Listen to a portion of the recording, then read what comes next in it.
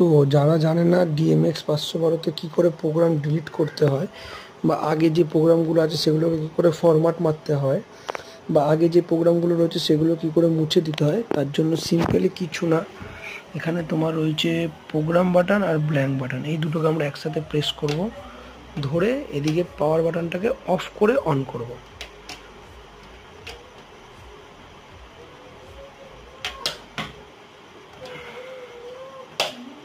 হয়ে গেল।